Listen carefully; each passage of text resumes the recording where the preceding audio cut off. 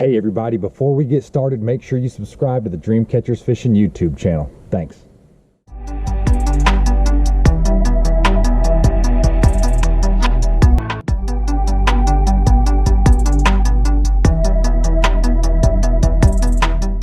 going to be answering a question today that I get all the time. People calling in, people emailing us, Facebooking us. People are always asking, hey, what is the #1 smallmouth lake in North Carolina?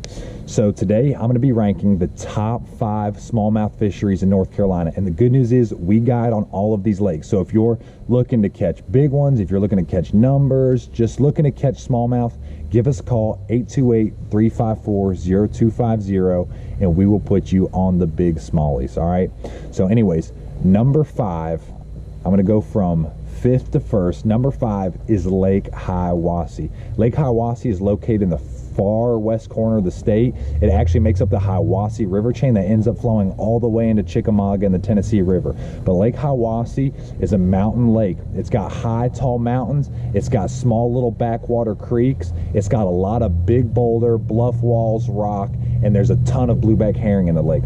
Blueback herring are nomadic and pelagic. They're offshore fish, so you tend to get a lot of smallmouth that are going offshore, a lot of spotted bass going offshore. And that's another thing, because there's spotted bass in this lake, they kind of impurify the smallmouth genetics, so you get a lot of what I call meanmouth, or a lot of people know as meanmouth, and that's a cross between a smallmouth and a spotted bass. So it's a great smallmouth fishery. We've caught tons of 4+ pound smallmouth on topwater baits, on swim baits, on other hard baits, and Kitex and whatnot.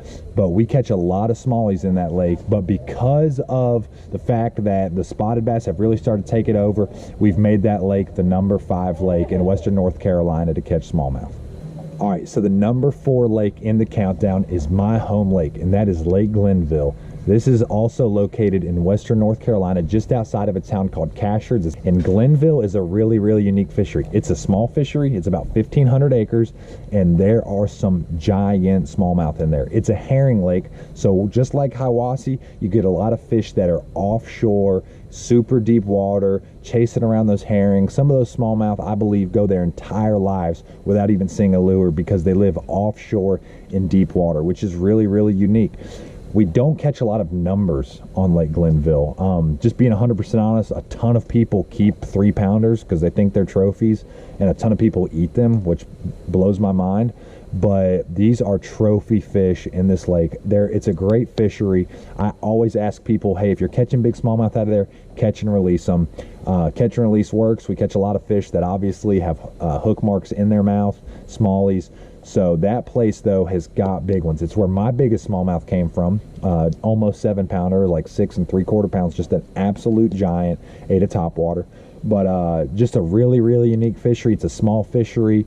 Like I said, herring lake, offshore. It's a really, really special place, a beautiful lake, and you can catch some big time smallmouth there. I've taken so many people out, and they've caught their biggest smallmouth ever with me. So Lake Glenville is number 4.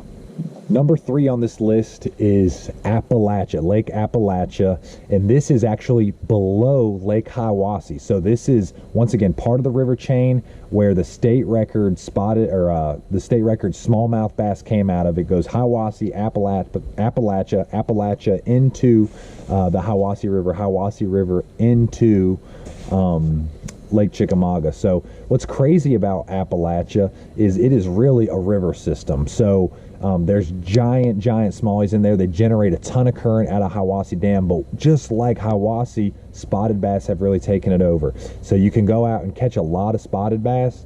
There's some big largemouth in there, and the smallmouth are kind of hard to catch.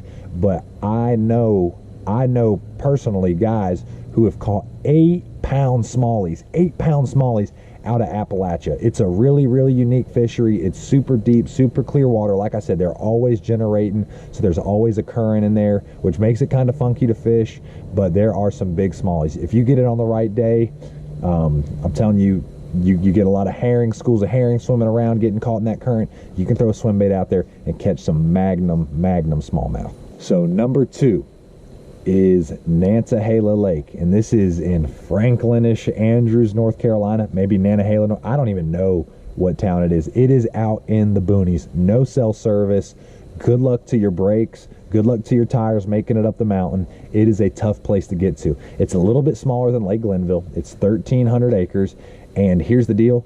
It also has blueback herring. Now, this lake is really special because it's pretty much untampered with in regards to spotted bass. Please, if you're watching this, don't think about throwing spotted bass in there because we need an actual smallmouth fishery. But Nantahala Lake is pretty awesome because you can catch numbers and you can catch size. These fish chase around herring. They're offshore. They get around boulders. They get on some drops. There are some studs in here. The biggest smallie I've ever caught out there is almost 5 pounds. There are some big ones. We've caught multiple bags of 18 to 21, 22 pounds of all smallies out there. So anyways, give us a call if you want a guide on this lake. It's one of our favorite lakes. We catch a lot of fish out there. And yeah. Okay, grand finale. Last but not least, what is the #1 smallmouth lake in North Carolina? Well, pretty easy answer here. No questions asked. Is Lake James, located in Nebo, right in between really Charlotte and Asheville. It's right in the middle off of 40 there on Interstate 40. I mean, I'm talking about exit 90. Like, it's right in the middle of the two cities. And here's the deal. It is a beautiful lake. It is home to big smallmouth. It is home to lots of smallmouth. We had a trip earlier this year where we caught 36 smallmouth in a day. We backed it up the next time out with 25 smallmouth. And all these smallmouth ranged literally between, honestly, 2 pounds to 3.5 pounds. And I know stories. I know people who've told me, hey, I've caught 6-pound smallies out there. I've seen a 7-pound smallie weighed in. There are some big smallmouth in Lake James. And it's a herring lake. There's threadfin in there. You get a lot of fish that school on that lake. It is a really unique fishery. They like to eat swim baits, top water. They do multiple things, but we catch a lot of big smallmouth in Lake James, and lots of them. You can go out and catch them that big too, which is great. Like, you'll just be fishing around and catch small, tiny smallmouth, which means it is a healthy smallmouth fishery.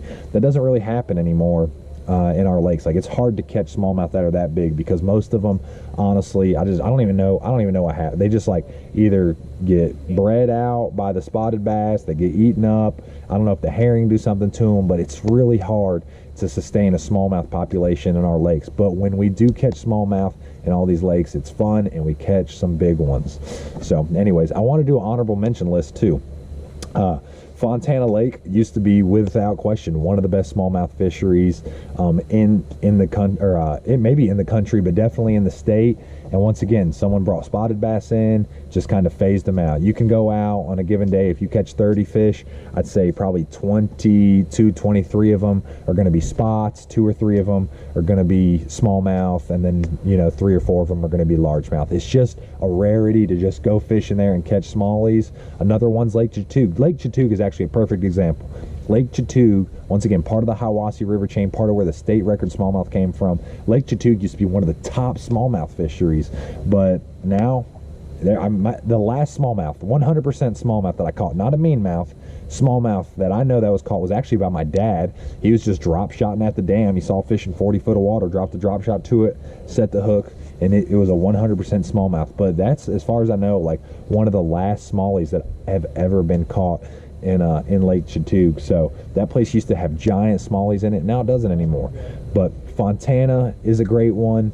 You know, in the honorable mention, Chatuge, it doesn't really have smallmouth. And the other one I was going to say is Wolf Lake. Wolf Lake's in Tuckasegee, North Carolina. It's way up Highway 281. There's not a ton of smallies in there. There's not a ton of big smallies in there, but there's smallmouth that big. There's some good river smallmouth fishing in our rivers. The Little Tennessee, the Tuckasegee River.